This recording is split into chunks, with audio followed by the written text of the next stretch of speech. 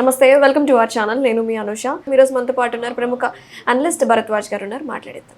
నమస్తే సార్. నమస్తే. తెలంగాణలో జర్నలిస్ట్ని అరెస్ట్ చేస్తున్నారు. ఎందుకు ఇలా జరుగుతుంది అసలు? నిన్న న్యూస్లో మనకి కేవీఆర్ గారిని అరెస్ట్ చేశారు. ఎందుకు సార్? రీజన్ ఏంటి? అంటే గతంలో కూడా అరెస్ట్ చేశారు ఆయన్ని. ఇప్పుడు కొత్త ఏం కాదు. గతంలో ఆయన లోకేష్ గారిని అవహేళన చేస్తూ మాట్లాడారు.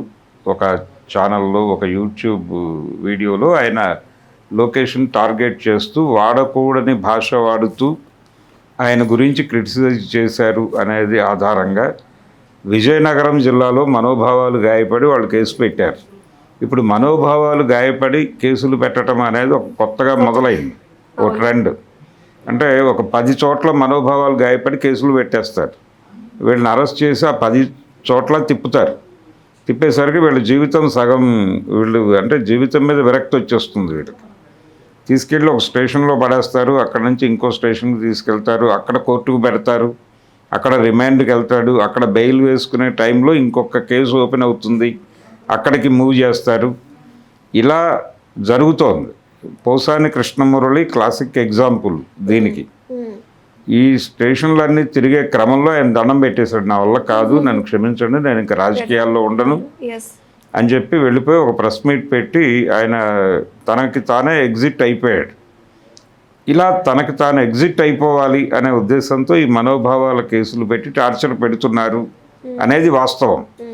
ఇది కూటమి ప్రభుత్వం వచ్చిన తర్వాత జరుగుతున్నటువంటి ప్రక్రియ. అలాగే ఇక్కడ ఆంధ్ర పోలీసులు వచ్చి తెలంగాణలో 2 అరెస్టులు చేశారు, 2 జర్నలిస్టులు. అయితే వీళ్ళు జర్నలిస్టులు అవునా కాదా అనేది వేరే చర్చ. యూట్యూబర్ ఇద్దరు యూట్యూబర్సే. ఒక అతని పేరు కేవీఆర్ అయితే, ఇంకొక ఆయన ప్రశ్న రావణ్. తన్ని కూడా కస్టడీలోకి తీసుకున్నారు. అతని మీద కంప్లైంట్ ఏంటంటే పిఠాపురంలో కంప్లైంట్ లాంచ్ అయింది అతని మీద.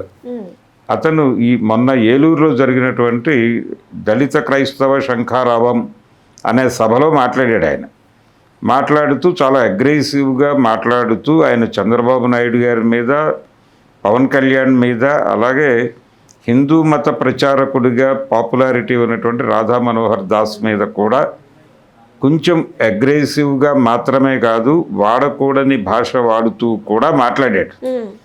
దాంతో మా మనోభావాలు గాయపడ్డాయని పిఠాపురం, ఆయన గెలిచినటువంటి నియోజకవర్గం, పవన్ కళ్యాణ్ గెలిచిన నియోజకవర్గం, ఆ నియోజకవర్గంలో అక్కడ క్యాడర్ కంప్లైంట్ లాంచ్ చేశారు. ఆ కంప్లైంట్ ఆధారంగా ఆంధ్ర పోలీసులు వచ్చి ఈ కృష్ణారావాన్ని ఇక్కడ అరెస్ట్ చేశారు. ఇది గొడవ. ఇద్దరిని ఆంధ్ర పోలీసులు వచ్చి అరెస్ట్ చేశారు, కేవీఆర్ని, కృష్ణారావాన్ని, ఇద్దరిని. అంటే తెలంగాణ ప్రాంతానికి వచ్చి ఇలా అరెస్ట్ చేసుకోవడానికి ఎలా పర్మిషన్ ఇస్తున్నారు రేవంత్ రెడ్డి గారు? ఆయనే హోంమంత్రి కూడా కాబట్టి ఆయన మీద కూడా ఇప్పుడు దాడి జరుగుతోంది. తెలంగాణ జర్నలిస్టులు ఇప్పుడు రేవంత్ రెడ్డి గారిని టార్గెట్ చేశారు ఈ ఎపిసోడ్లో. ఇప్పుడు ఆంధ్ర పోలీసులు ఇక్కడికి వచ్చి అరెస్టులు చేయడానికి మీరు తలుపులు ఎందుకు తెరుస్తున్నారు అంటే, మీరు ఆంధ్ర పాలకుల చేతుల్లో రిమోట్గా పనిచేస్తున్నారు, మిమ్మల్ని వాళ్ళు కంట్రోల్ చేస్తున్నారు, వాళ్ళు చెబితే మీకు ఏదైనా సుగ్రీవాజ్ఞే. కాబట్టి మీరు ఇమ్మీడియట్గా రంగంలోకి దిగి ఇక్కడ వాళ్ళు ఏం చేయమంటే అది చేస్తారు. ఇది కరెక్ట్ కాదు కదా సార్ అసలు ఈ పద్ధతి అనేది. అంటే ఎక్కడున్నా నేరస్తుని అరెస్ట్ చేసే హక్కు ఉంటుంది. వాళ్ళు వారెంట్ పట్టుకొచ్చారు, కాకపోతే మఫ్టీలో ఉన్నారు, వాళ్ళు యూనిఫామ్లో లేరు. లోకల్ పోలీస్ రావాలి, లోకల్ పోలీస్ వచ్చి వాళ్ళు అరెస్ట్ చేయొచ్చు, చేసి వీళ్ళకి అప్పచెప్తారు. కానీ అలా జరగట్లా. స్ట్రైట్గా వాళ్ళే వచ్చి లిఫ్ట్ చేస్తున్నారు, తీసుకెళ్ళిపోతున్నారు. అయితే ఈ కేవీఆర్ విషయంలో ఏం జరిగిందంటే, వాళ్ళ ఇంటి దగ్గర అతన్ని కస్టడీలోకి తీసుకునేటప్పుడు ఆయన వైఫ్ కొంత గొడవ చేసింది, రోడ్డు మీద సీన్ క్రియేట్ చేసింది. అంటే ఆవిడ ఏడ్చారు, ఇలా ఎందుకు అరెస్ట్ చేస్తున్నారు రిపీటెడ్గా అని గొడవ చేశారు. చుట్టుపక్కల వాళ్ళు పోగయ్యారు, మీరు ఏ అధికారంతో అతన్ని లిఫ్ట్ చేస్తున్నారో మాకు చెప్పాలని జనాలు అడిగారు. వాళ్ళు వారెంట్ చూపించారు, ఈ వారెంట్ ఆధారంగా మేము అరెస్ట్ చేసి తీసుకెళ్తున్నాం అతన్ని అని చెప్పారు. కానీ లోకల్ పోలీస్కి ఇన్ఫామ్ చేశారా అని అడిగారు జనాలు. వాళ్ళు ఉండాలి కదా, సరూర్ నగర్ పోలీస్ స్టేషన్కి తీసుకెడుతున్నాం, అక్కడ మీరు అడుగుతున్న అన్ని ప్రశ్నలకి మేము సమాధానాలు చెప్తామని సరూర్ నగర్కి తరలించారు. అక్కడికి ఆయన వైఫ్ని కూడా అక్కడ తీసుకెళ్ళారు. ఆవిడ అక్కడ కూడా గొడవ చేశారు. ఆవిడని ఫైనల్గా లేడీ కానిస్టేబుల్స్ పట్టుకొని లోపలికి తీసుకెళ్ళిపోయారు.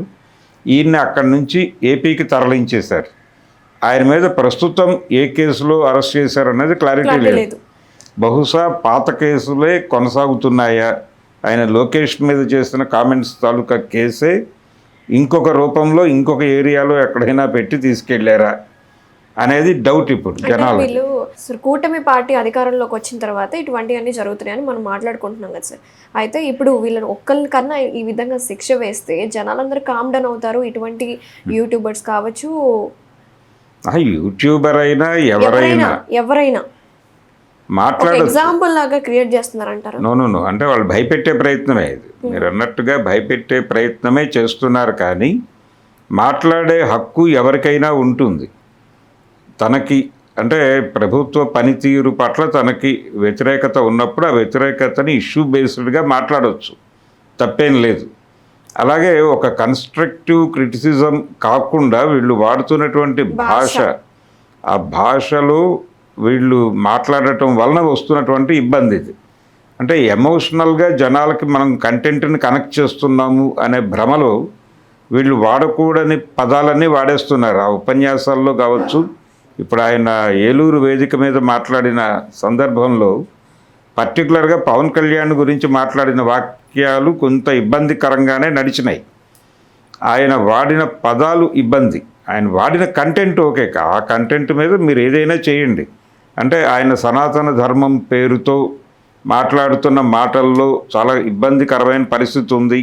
మైనారిటీలను ఆయన దారుణంగా కించపరుస్తున్నాడు. ఇలా కించపరుస్తూ మాట్లాడటం కరెక్ట్ కాదు. ఆయన కావచ్చు, చంద్రబాబు కావచ్చు.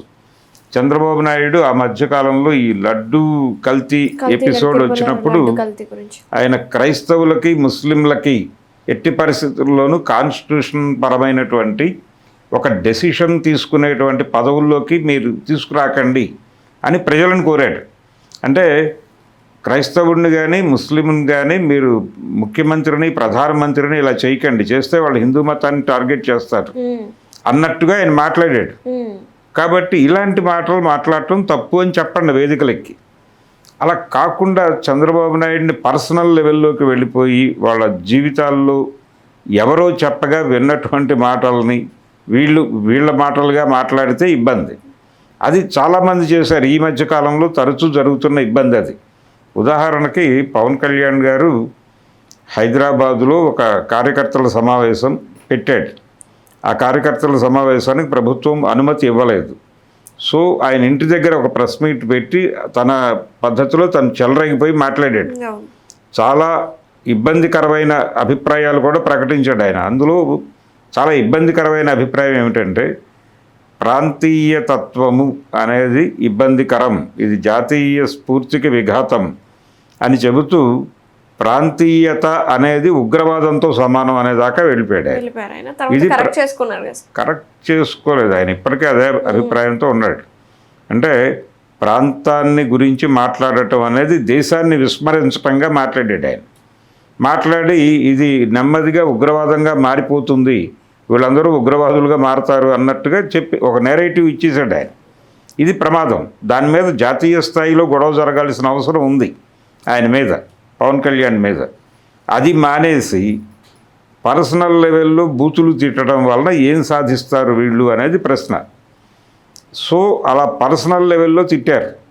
తిట్టడం వలన ఆయన కేసు పెట్టుకోవడానికి అవకాశం దొరికింది.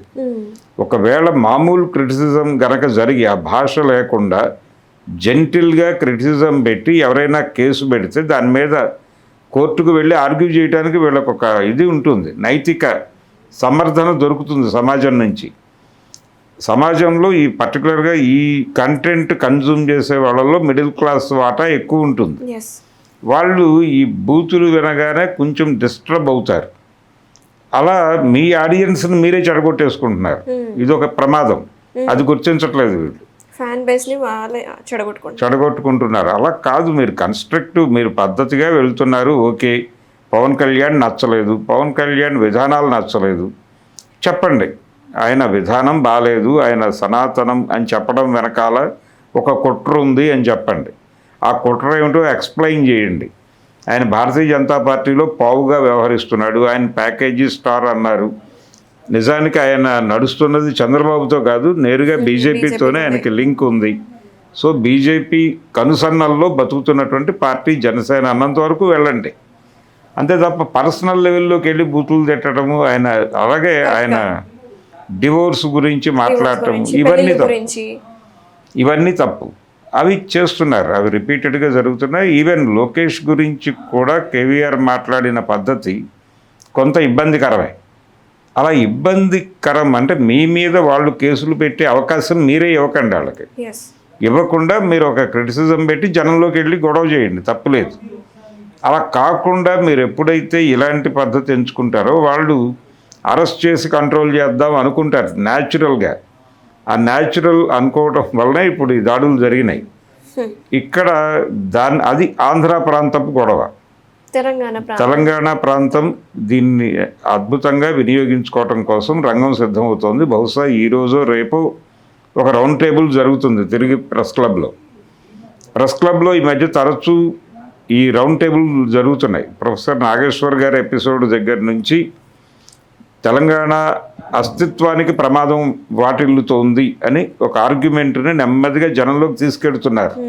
కాంగ్రెస్ ప్రభుత్వ పాలనలోను, పర్టికులర్గా రేవంత్ రెడ్డి పాలనలో ఇక్కడ తెలంగాణ అస్తిత్వానికి దెబ్బ తగులుతోంది, ఈయన ఆంధ్ర పాలకుల చేతుల్లో కీలుబొమ్మ అనేది నాగేశ్వర్ గారి ఇన్సిడెంట్ దగ్గర నుంచి మొదలు పెడితే ఆ తర్వాత పవన్ కళ్యాణ్ ఎపిసోడ్లోనూ రౌండ్ టేబుల్లు జరిగినాయి.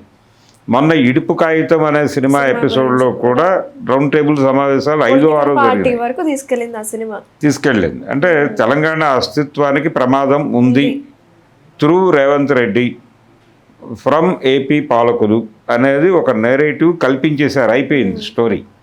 కాబట్టి ఇప్పుడు ఇది కూడా ఆంధ్ర పోలీసులు విశృంఖలంగా తెలంగాణకు వచ్చి అరెస్టులు చేయడానికి తలుపులు తీసింది రేవంత్ రెడ్డి అని ఇప్పుడు కొత్తగా ఒక రౌండ్ టేబుల్ పెట్టి మళ్ళీ ఆయన మీద దాడి జరిగే అవకాశం ఉంది. అది జరుగుతుంది. ఎలాగో అంటే అరెస్ట్ చేసినటువంటి పద్ధతి పట్ల, అరెస్ట్ చేయకూడదని ఎవరు అంటం లేదు, అరెస్ట్ చేసిన పద్ధతి బాగాలేదు, అందుకని ఆ ఏరియాలో క్రిటిసిజం మొదలవుతుంది. ఇది తెలంగాణలో ఇప్పటికే కాంగ్రెస్ పార్టీ పరిస్థితి బాగాలేదు. అంటే వాళ్ళ ఎమ్మెల్యేల మీద ఏ ఎమ్మెల్యే మీద కూడా జనాల్లో సదభిప్రాయం లేదు. వాళ్ళు చాలా ఇబ్బందికరంగా తయారవుతున్నారు, ఇదేదో వాళ్ళు నియోజకవర్గానికి జమీందారులుగా వ్యవహరిస్తున్నారు అనే అభిప్రాయం ఉంది. ఇది కాంగ్రెస్ పార్టీని కిందకి లాగుతుంది రేపు వచ్చే ఎన్నికల్లో. ఇప్పటికిప్పుడు ఎన్నికలకు వెళ్ళినా కాంగ్రెస్ తిరిగి గెలవడం కష్టం అనే పరిస్థితిలో ఉంది ప్రపంచం. కాబట్టి ఇలాంటి పనులు చేస్తే ఇంకా దిగజారుతుంది. వీళ్ళ మీద ఆల్రెడీ అంటే ఇప్పుడు ఈయన ఆంధ్ర పాలకుల చెప్పు చేతల్లోకి వెళ్ళిపోవడం వలన వాళ్ళు పోలీసులు వచ్చి ఇష్టం వచ్చినట్టు ఏది పడితే అది చేసుకుంటున్నారు. నిజానికి గతంలో జగన్మోహన్ రెడ్డి టైంలో కూడా ఇలాంటి దాడి ఒకటి జరిగింది. రఘురామకృష్ణరాజుని హైదరాబాద్లోనే అరెస్ట్ చేసి తీసుకెళ్లారు అప్పుడు కూడా. కానీ ఇప్పుడు జరుగుతున్న అరెస్టులకి అంటే ఇప్పుడు ఫ్రీక్వెంట్గా జరుగుతున్నాయి. సో దాన్ని కంపారిజన్ తీసుకొస్తున్నారు, కానీ ఆ రోజు కంటే ఈరోజు పెరిగింది. పోలీసులు మాత్రమే కాదు, ఎవరు పడితే వాళ్ళు ఇన్వాల్వ్ అయిపోతున్నారు. నిజానికి జనసేన నాయకుడు పవన్ కళ్యాణ్ గారు చాలా అగ్రెసివ్ భాషే వాడాడు టువర్డ్స్ తెలంగాణ. ఇది ఇబ్బందికరం, వాళ్ళ మనసుల్లో ఆ బాధ ఉంది. ఆ పెయిన్ నడుస్తున్న టైంలో ఈ ఇడుపు కాగితం వచ్చి ఇంకొంచెం మంటేసింది. ఇడుపు కాగితం మీద వాళ్ళు మాట్లాడిన మాటలు ఇప్పుడు ఆంధ్ర ప్రాంతం నుంచి కొంతమంది గొంతు తెరుస్తున్నారు. తెరిచి సరే ఎవరో మాట్లాడారు మీ సినిమా మీద, అది డబ్ చేస్తారా లేకపోతే సబ్ టైటిల్స్ వేస్తారా తెలుగు వాళ్ళ కోసం అని మాట్లాడారు. ఓకే, మాట్లాడారు, రైటే.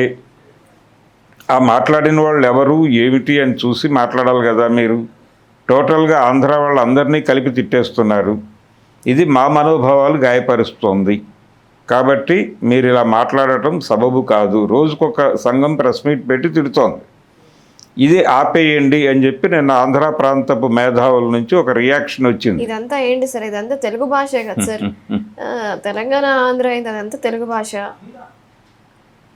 కానీ తెలుగు భాష అయినప్పటికీ ఏ మాండలికం ఆ మాండలికం ఉంటుంది. అంటే ఎవరి యాస వాళ్ళకు ఉంటుంది, తెలుసుకోవాలి. ఆ సినిమాకి వెళ్ళే ముందు అందులో వాడినటువంటి భాషకి సంబంధించి మీరు ప్రిపేర్డ్గా లోపలికి వెళ్ళి అదేమిటో తెలుసుకోవాలి అని అనుకోవాలి. అంతే తప్ప అసలు ఇది నాకు తెలియని పదం పెట్టడానికి వీలు లేదు అంటాం కరెక్ట్ కాదు. టైటిల్స్ చేస్తారా, డబ్బింగ్ చేస్తారా, ఆటో డబ్ చేస్తారా? అది దుర్మార్గం. అదే అదే అది డెఫినెట్గా దుర్మార్గమైనటువంటి మాట. పక్క మాండలికాన్ని గౌరవించలేని సంస్కారం ఉంది వాళ్ళకి. రైట్. అలాంటి దుర్మార్గం మాట్లాడిన సందర్భాల్లో వాళ్ళు ఖండించడం వరకు ఓకే, కానీ దాన్ని కొనసాగిస్తున్నారు. అదే కొనసాగించడం వెనకాల పొలిటికల్ ప్రోగ్రామ్ ఉంది. ఆ పొలిటికల్ ప్రోగ్రామ్ ఏంటంటే ఓటర్ మూడుని నెమ్మదిగా కాంగ్రెస్ పార్టీకి వ్యతిరేకంగా, బీజేపీకి వ్యతిరేకంగా మౌల్డ్ చేసి అది నెమ్మదిగా బీఆర్ఎస్ అకౌంట్లోకి వెళ్ళాలి వచ్చే ఎన్నికల్లో. అంటే తిరిగి అధికారంలోకి రావటానికి ఈ అస్తిత్వం అనేది ఉపయోగపడుతుంది. సాంస్కృతిక అణిచివేత జరుగుతోంది తెలంగాణ మీద, సాంస్కృతిక పరమైనటువంటి దాడులు జరుగుతున్నాయి. ఈ దాడులు వాంటెడ్గా ఆంధ్ర ప్రాంతపు మేధావులు క్రియేట్ చేస్తున్నారు. కాబట్టి తెలంగాణ అస్తిత్వాన్ని కాపాడుకోవడం ఇప్పుడు చాలా అత్యవసరం. కాంగ్రెస్ పార్టీ దాన్ని ప్రొటెక్ట్ చేయట్లా, రేవంత్ రెడ్డి గారి ప్రభుత్వం. ఎందుకంటే ఆయన ఎన్టీ రామారావు గారి విగ్రహం పెట్టి ఎన్టీ రామారావు తెలంగాణకి ఎంత చేశాడో ఎవరికి తెలుసు అని మాట్లాడాడు. ఆ మాట్లాడే క్రమంలో ఆయన కూడా తెలంగాణ నేటివ్ తెలంగాణ వాళ్ళ హృదయాలు గాయపరిచాడు. అక్కడి నుంచి మొదలైంది రచ్చ. ఆ తర్వాత పవన్ కళ్యాణ్ గారు పార్టీ అనటం, ఆయన మాట్లాడిన పద్ధతి, అది కూడా కొంత మంట రాజేసింది. ఈ మండుతున్న టైంలో ఇడుపు కాగితం ఇంకొంచెం మండించింది. వాట్ ఎవర్ ఇట్ ఈస్, ఇడుపు కాగితం అనే సినిమా గురించి పాన్ ఇండియా లెవెల్లో తెలిసిపోయిందని వచ్చేసారు. అవును, అదొక డిస్కషన్, అదొక గొడవ జరుగుతున్న టైంలోనే ఇంకైపోయింది అస్తిత్వవాదపు వ్యవహారం అనుకుంటున్న టైంలో ఈ జర్నలిస్టుల అరెస్టులు. ఇప్పుడు మళ్ళీ రౌండ్ టేబుల్స్ మొదలయ్యి ఆంధ్ర ప్రాంతపు పోలీసులకి తలుపులు తెరుస్తున్న రేవంత్ రెడ్డి ఖబర్దార్ అని చెప్పి మొదలుపెట్టిన తర్వాత ఇది ఎక్కడి దాకా నడుస్తుంది అనేది అర్థం కావట్లేదు. దీని తర్వాత ఇంకేదో ఈవెంట్ వస్తుంది, ఇంకెక్కడో ఆంధ్ర పోలీసులు మరొకరు ఏదో మాట్లాడతారు, దాని మీద గొడవ. అంటే వచ్చే ఎన్నికల వరకు కాంగ్రెస్ ప్రభుత్వాన్ని ఎమోషనల్గా కార్నర్ చేస్తే వచ్చే ఎన్నికల్లో తమ గెలుపు ఖాయమవుతుంది అని బీఆర్ఎస్ అనుకుంటోంది. అందుకని వాళ్ళు చాలా కాన్షియస్గా ఉన్నారు. ఇప్పుడు ఎవరు ఏం మాట్లాడతారు, ఏ మాటను వివాదం చేయొచ్చు, ఈ వివాదాన్ని కాంగ్రెస్ పార్టీకి రేవంత్ రెడ్డికి ఎలా కనెక్ట్ చేయొచ్చు, దీని మీద ఉన్నారు ఇప్పుడు వాళ్ళందరూ. అందులో భాగంగానే ఈ గొడవలన్నీ జరుగుతున్నాయి. ఈ జర్నలిస్టుల అరెస్టు అనేది వాళ్ళ పొలిటికల్ ప్రోగ్రాంలో భాగంగా జరిగింది, ఏపీ పొలిటికల్ ప్రోగ్రాంలో భాగంగా. దాన్ని తెలంగాణ ఎలా వాడుకోవాలి అనేది బీఆర్ఎస్ డిజైన్ చేస్తోంది. బీఆర్ఎస్ ఇలా వాడేసుకుంటోంది కాబట్టి కనీసం రేవంత్ రెడ్డి గారు దీన్ని గుర్తుంచుకుని, దీని మీద జాగ్రత్త తీసుకుని, ఆంధ్ర ప్రాంతపు పోలీసులు ఇక్కడ చేసే విన్యాసాల మీద కొంచెం సీరియస్గా వ్యవహరించాల్సిన అవసరం అయితే ఉంది.